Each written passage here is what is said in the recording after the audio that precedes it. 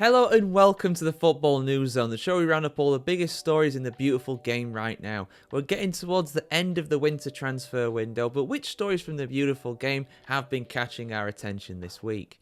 This week we react to the new Champions League format after a crazy final day in the league phase. We question whether Neymar's move to Al-Hilal is the worst and most expensive transfer per goal. Just one goal he scored over there despite all the money invested in him. And we also bring you all the latest confirmed transfers and gossip on thefootballchronicle.com. All that and a whole lot more is coming up in today's show. Let's dive in. So, Neymar Jr. has left Al-Hilal. His contract with the Saudi Arabian club has been terminated by mutual consent. It's not been a good deal for any party, really, when it comes to this, aside from maybe PSG, because they got a decent amount of the transfer fee for Neymar back, although less than half of it, as it turns out. I think he signed for 200 million euros, and he joined Al-Hilal for 90 million euros, something like that, so like half the transfer fee. Neymar's time in Saudi Arabia has been absolutely blighted by injury, and in fact he only scored one goal for Al-Hilal over in Saudi Arabia, and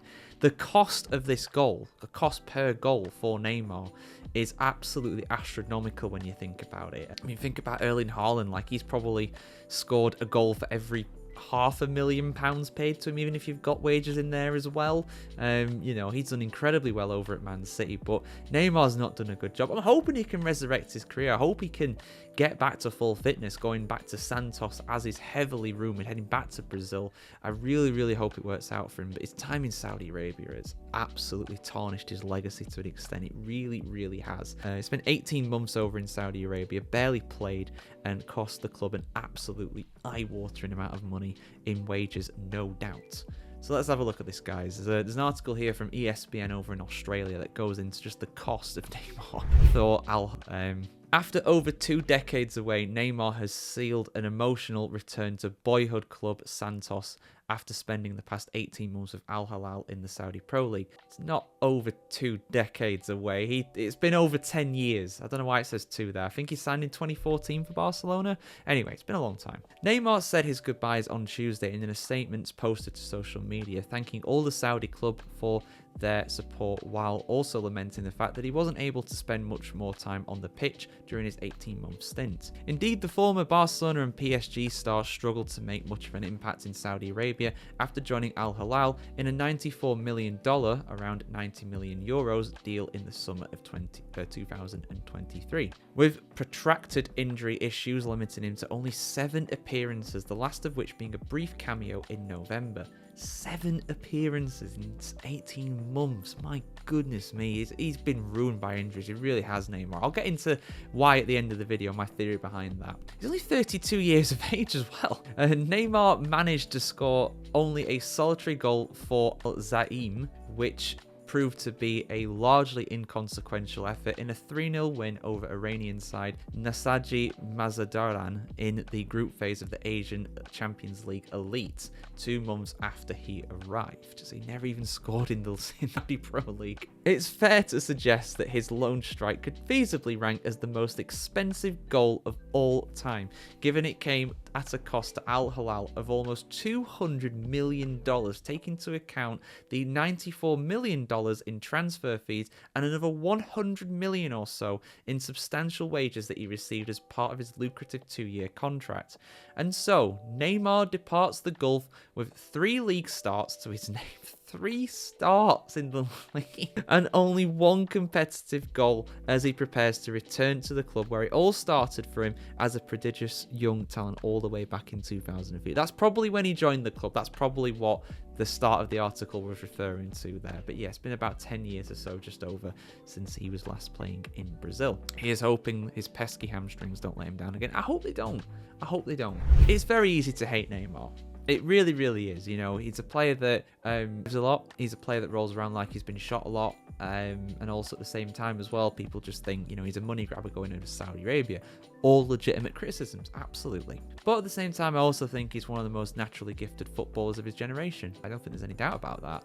You've got Messi, who I'd say is more naturally talented than him, but who else? I wouldn't say Ronaldo was even more naturally talented. Ronaldo was better, for sure. I'm not saying that. I'm not saying he wasn't. But, Neymar, really, really good player back in his day, honestly. He was incredible. And he just ruined the guy. And I feel like there's a few reasons for this, and it's been well documented. Two main reasons for me why Neymar's been so, well, three arguably, but two definitely. Those two main reasons are, of course, that he was so young when he was playing so much football. We've seen it so often where footballers who played a lot of football in their youth, think of Michael Owen, Wayne Rooney, even Ronaldinho to an extent, his compatriot as well, played a lot of football young, and then when they hit 30, their body just gives up. In the case of Michael Owen, his body gave up by about 25, if that really. Arguably, he played his best football before the age of 21, which really says something. So that's part of it. You've also got the fact that Neymar's style of play is extremely conducive to tackles, and he was very, very quick, lightning quick with lots of skills, and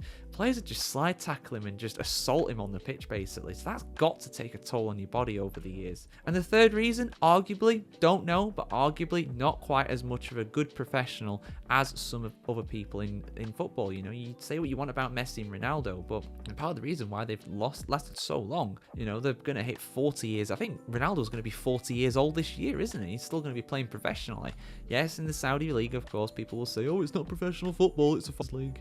Whatever, it's still professional football, and he's 40 years old, and he's still doing it for Portugal too. To still be at the top of the game at that age is absolutely remarkable, and they are absolute consummate professionals off the pitch as well. They don't go out partying all the time, they don't go drinking, they don't go doing stupid stuff at the end of the day. They keep a clean and pure footballing life, for a better term, really well on that one. So yeah, and I don't really get that same vibe from Neymar. I don't say that he doesn't work hard, I'm just saying he doesn't work quite as hard as Ronaldo and Messi, and there's not many that do. People always say Messi's just pure talent. He's not. He works hard too. He's also the most talented, in my opinion, the most naturally gifted footballer, but potentially of all time. I would put probably Maradona on the same level. It's very hard to separate the two in terms of natural talent. Maradona may be higher, but Messi also had the better career. But let's not have a GOAT debate. Let's not do that. I gotta mention Pele as well. He's up there too. But anyway, focusing on Neymar. I hope he resurrects his career. I hope it gets better for him. But yeah, 200 million freedom bucks, smackaroonies. My goodness, that is a lot of sheets. That is stacks upon stacks of money for one goal. And it didn't even matter. They would have won anyway. They would have won 2-0 anyway. So yeah, that has to go down as the most expensive goal of all time. Name me another player that's, there's been that much money spent on and they've scored one goal. And he's a forward player as well. You could get into goalkeepers, but goalkeepers don't score goals, do they? That's not their but yeah, thoughts in the comments below, guys. Is Neymar washed? Is he a has-been? Is his career done? Or do you think he'll resurrect it over in Brazil if he does indeed go back to his homeland? Thoughts in the comments below as always, guys. So earlier in the season, I actually spoke about the Champions League, the Europa League, and the Europa Conference League, and the new format that these competitions are taking. They're all taking a league phase now instead of the old group stage. And I said at the time, I said before this new format kicked off that honestly, I thought it was a good thing overall. It was not perfect. There are some negatives to it, and I will address them in this video. But I also said that I wanted to see how it played out, because whenever I'd seen this format played out in Football Manager, which is the most realistic way of simulating it basically before it actually happened, when I'd seen it with that, and it seemed pretty good. But in theory, this format seemed incredible. Like the drama, the action, more match days, more big games in the Champions League all seemed like positives for fans. So how did it shake up? Well, if you guys have seen my reviews of both the Europa League and the Champions League for their final days, you'll know that I'm a big fan of this new format. I mean, to get the big downside out of the way immediately, it does mean some more games for clubs who are, of course, stretched thin when it comes to fixture congestion and all that bad stuff. Now, that doesn't apply to every single club, really, unless you're going to go very deep into the competition. Instead of 6 match days like they used to be with the old group stage, now we're now 8. So every team that gets through to that part of the tournament plays another 2 games. If you've also got the playoffs in there as well, that's another 2 games on top of that. So you're potentially talking about 4 more games games for a team to be able to go and win the Champions League. Now, it's unlikely the winner of the Champions League will be in the playoffs, but, well, I say that. I mean, given the teams in the playoffs, I mean, Bayern Munich, Real Madrid, and Manchester City, Juventus, all in the Champions League playoffs. And that's what I want to talk about as well.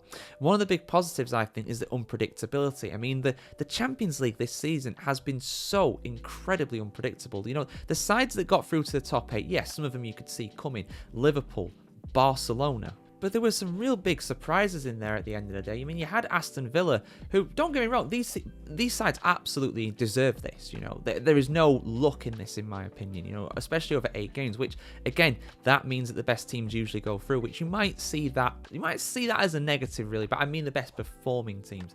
I mean, we had Lille. Lille made it through in the top 8 from France. Brest were up there for a long time as well. They slipped down to the playoffs, but still, them getting into the playoffs is a big deal. Bayer Leverkusen as well, they've been fantastic in the Champions League. Great to see them do so well.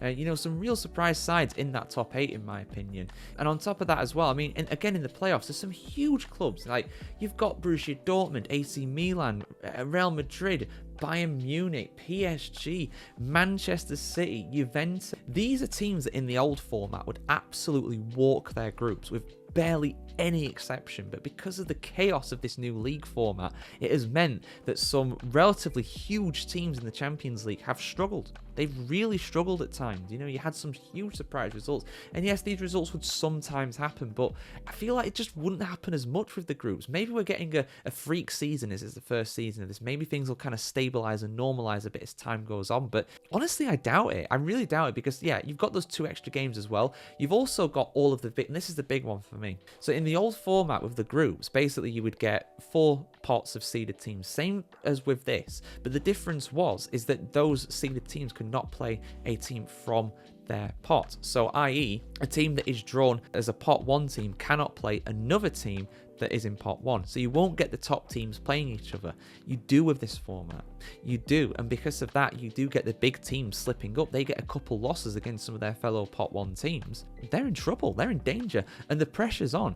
And we've seen how tight it was. I mean, look how tight the league is. You've got Bayer Leverkusen in 6th place. They're on 16 points. 3 points separate them and Feyenoord in 19th position. It's absolute chaos. And that final day, it was, you know, topsy-turvy, constantly going all over the shop. And I love it. You would never get that in a group stage because you've only got 4 teams in there. And on the converse side of the pot thing as well, it also meant that pot 4 teams could not play against fellow pot 4 teams. So the worst teams in the Champions League couldn't play against the other worst teams. They do in this format though, and it gives them a chance to do very well. I mean, I don't know who's in pot 4 exactly. I imagine Brest were in pot 4. They've made it through. They're into the playoffs. Club Brugge, they might have been a pot 4 team as well. They're through to the playoffs. Atalanta from Italy, they're doing incredibly well. They just missed out on automatic qualification to the round of 16. They're in place. So was Zagreb as well. Zagreb almost got through. They only went out on goal difference. So honestly, I love it. I think it's way better than it used to be. It's far more unpredictable. The big downside, of course, there's 2 of them, like I did mention. Fixture congestion. There are more games with this, which is not ideal, but they can do it. These clubs have a lot of players. They can absolutely do it. I don't buy that as an excuse for these guys, at least, to be honest. And the other downside as well on top of that is understanding the format. It's not as easy to understand. Having a massive group of 36 teams compared to 8 groups of 4 teams is far harder to understand, and it's a lot harder if you're a supporter of the club to understand where your club stands. But that also means, conversely, on the final day, there are hardly any dead rubbers. There are hardly any games that don't mean anything. I think there were 1 or 2 out of the 18 matches that had nothing riding on them. 2 teams that had already been out of the competition, or already gone through for that matter. Everything was happening. And what helps that as well is the way the draw is too. Again, it is complicated, but it means that even a team like, say, Arsenal, that ended up in 3rd position, and we were 3rd before we kicked a ball on Wednesday night, they still had something to play for. They still had to win, because even though they would still be in the top 8, being further down in the top 8 theoretically means that you get a worse draw, a tougher draw for the round of 16. So every team had something to play for. Even Liverpool, in theory, had something to play for. But those are my thoughts, guys. I think it is far better than what it used to be. And we saw it replicate as well in Thursday night fixtures for the Europa League. Not quite as much drama, really, in my opinion, but at the same time, really, really close. Just because the stakes aren't as high in the Europa League. You know, it's not as prestigious as the Champions League. The teams in there are not quite as big as those in the Champions League on the whole, obviously. You know, there are some giants in there, such as Manchester United, of course. But, you know, in terms of the quality of the teams and stuff, it's nowhere near as good, really, but it's still good. I still love it. I love watching the Europa League and also the Conference League too, and I think this format is much better. I really think it is far, far better than what it used to be, and I think the Europa Conference League should do the same thing too. They've only got 6 games in theirs. I feel like they should go to an 8-game format as well, personally. That's just my take too, because then it just makes it harder as well for the top teams. It makes more unpredictability there than what there is currently, although Chelsea are still going to win it regardless. But anyway, those are my thoughts, guys. What are yours? Let us know in the comments below. It's a bit of a sad story to bring you here. Stuart Kettlewell, who was until very recently the manager of Motherwell up in Scotland, has resigned from his position as manager, and the reason why is due to abuse from his own fans. Let's have a look at this. Full article on BBC Sport. Important that they cover this story, especially given the revelations that David Koo has given about the abuse that he's been suffering, as well as his time as a referee, death threats, and a lot of horrible things in between. A real sad state of affairs, and it also extends to managers as well. So let's have a look at this here. Stuart Kettlewell has resigned as Motherwell manager with the Scottish Premier League club, saying the 40-year-old cited the personal abuse he has received during a recent downturn in results. Well, which is short for Motherwell, just so we're clear on that one. That might read a bit strange if you're not familiar with the Wells as a nickname there. Wells say the board of directors of the fan-owned club have recently reluctantly accepted his departure. Kettlewell had been in charge for 2 years, and his side currently sit 5th in the table, but they have lost 3 games in a row and have gone 4 without a victory and have won just 1 in 9. So even though they're fairly high in the table, very poor run of form at the moment. Chief Executive Brian Caldwell told his club website, "It's really sad that Stuart felt the time was right to move on. He had an exceptional record and has generated an impressive amount of transfer income for the club. He has been a critical factor in the development of Motherwell Academy graduates, as well as developing young loan players during his tenure. When Stuart approached me, I was very disappointed to learn of the effect that it was having on his family and how he was feeling. No manager, player or club employee, every one of whom gives their all for the club, should feel this way." Caldwell stressed that as a fan-owned, community-driven football club, we will always look after our own. The chief executive had last week pointed out that Kettlewell's side were outperforming rivals with bigger budgets and were 9 points better off than at the same stage last season. However, they lost 2-1 away to bottom side St Johnstone on Saturday, and Wells say that Kettlewell was approached by Caldwell to resign on the Monday morning. Stuart explained that some of the personal abuse was now affecting his family to the point where they didn't wish to attend games, the club said. Kettlewell, who previously managed Ross County in the top flight, has a 41.3% win percentage for his 92 games in charge, which Well point out is the highest of their 7 managers since Stuart McCall left in 2014. Well point out that he guided this side to safety from relegation in his first 3 months in charge, collecting 30 points out of a possible 42 as they came close to secure a top 6 finish.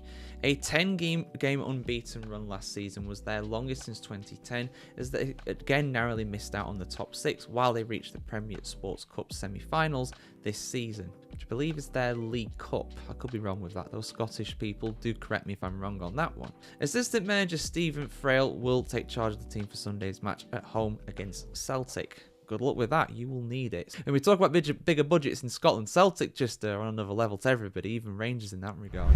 And by that, I mean in terms of budget, before Rangers fans get on me on that one.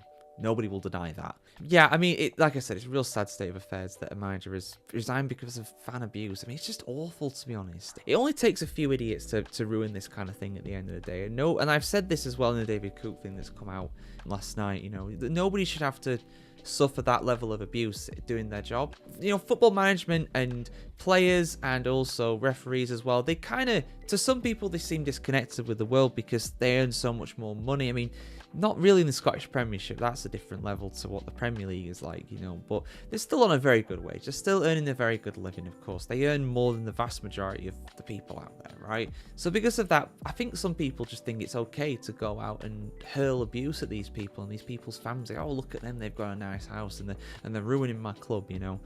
It's just absolutely abhorrent that this happens, and it should not be tolerated. And I totally get why Kettlewell has resigned. I'd do the same. I think most people would. You know, this is why football managers, for the most part, aren't on platforms like Twitter and stuff like that, because the abuse they get is unbelievable, and it's just not on. And I get this. Listen, I get a fair amount of online abuse as well, being doing what I do, but it's nothing compared to what a lot of people get. I fully recognize that, and it's just sad because at the end of the day, on top of that as well, they're doing all right. I mean, yeah, they're in a bad run, of course. I get that. And it was a poor loss against St Johnstone in the previous game. Of course it is. That's very disappointing. They should be doing better. Simple as that. Motherwell are a fairly established top flight club, but they're not a massive club.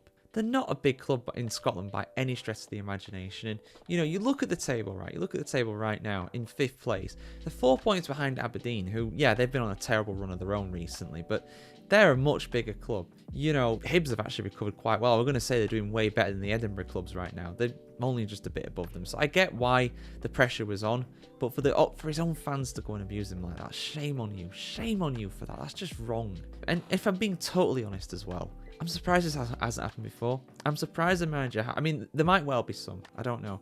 But I don't know of a manager in football who has resigned because of presumably online abuse from their own fans.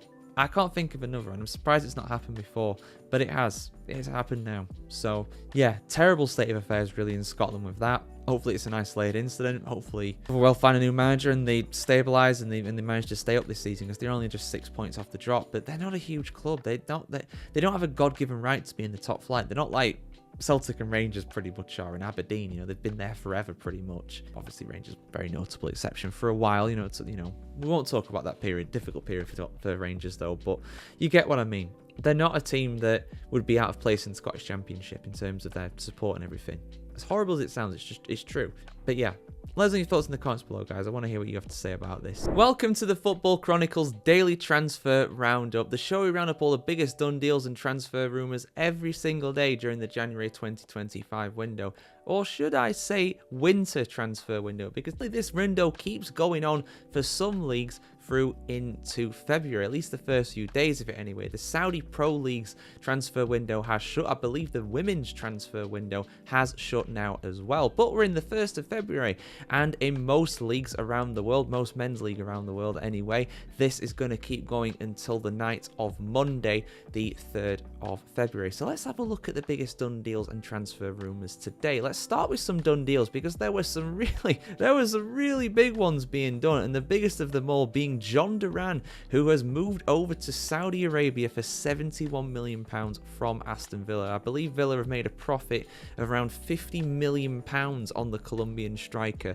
in just 2 seasons. That is absolutely huge. He's moved over to Al-Nassr, so he will be playing alongside Cristiano Ronaldo very soon indeed. So yeah, some people might say a lack of ambition, some people might say a money grabber, whatever. That's not what we're here to discuss. We're just here to talk about the transfers themselves. And off the back of that, believe it or not, Aston Villa are actually exploring options to potentially sign Marcus Rashford as a bit of a replacement on loan from Manchester United. The man has been linked with everywhere, but the wages and the lack of form, quite frankly, as well, and the alleged poor attitude as well during training, really putting off some suitors. But we'll see how things go with that. The Saudi Pro League's transfer window has shut now, like I said before, but another signing that Al-Nassr were trying to make was that for Matoma, the Japanese winger who plays for Brighton. They made a bid of around £54 million for the player's services, which was rejected by Brighton. Al-Nassr apparently were going to come in with a second. That